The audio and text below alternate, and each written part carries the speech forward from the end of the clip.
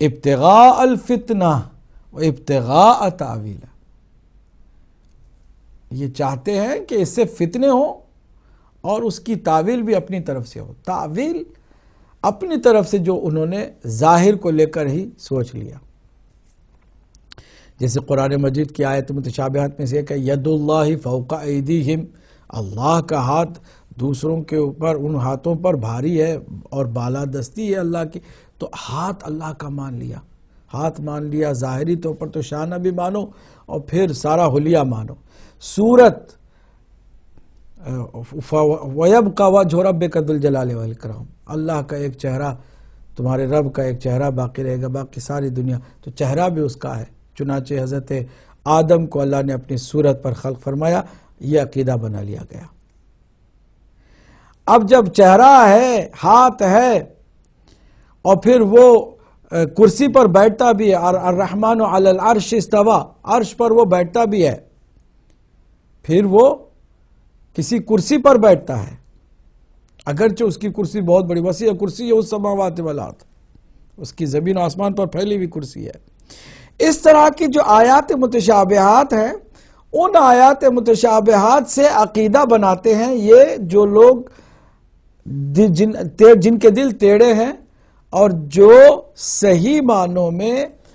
ان آیات کی تعویل کو نہیں جانتے ہیں۔ کون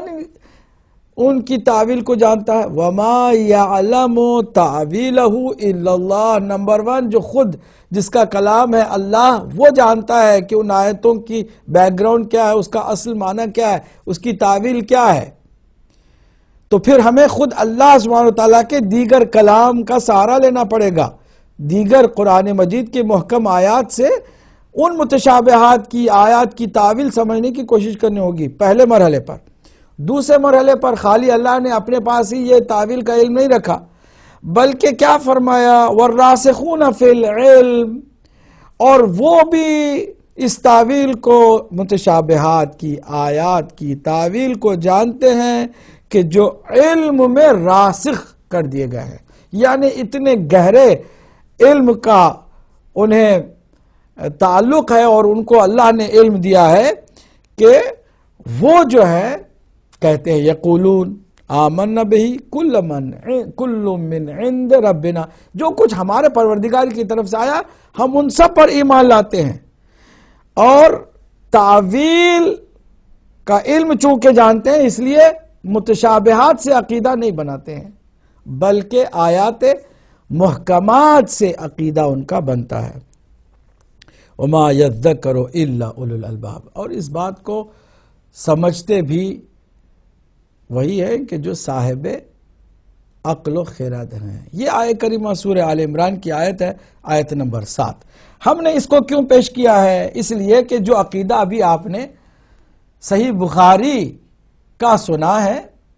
وہ آیات متشابہات کو لے کر بنایا گیا ہے، اس کی روایتیں جو ہے تیار کی گئی ہیں، اور اس کو ایک کتاب میں جس کا نام صحیح بخاری ہے ڈال دیا گیا، اور صحیح مسلم میں بھی اسی طرح، تاکہ اب یہ جتنے لوگ اہل بیت سے تعویل کا علم نہیں لینا چاہتے، ان آیتوں کو اہل بیت اطہار سے سمجھنا نہیں چاہتے، جو کہ قرآن کے ہم برابر ہیں، شریک قرآن ہیں، ہم پلہ ہیں قرآن مجید کے، ان سے نہیں لینا چاہتے، انہوں نے ہمیشہ اللہ کی صفات میں بھی یہ عقیدے اپنی طرف سے بنا ڈالے۔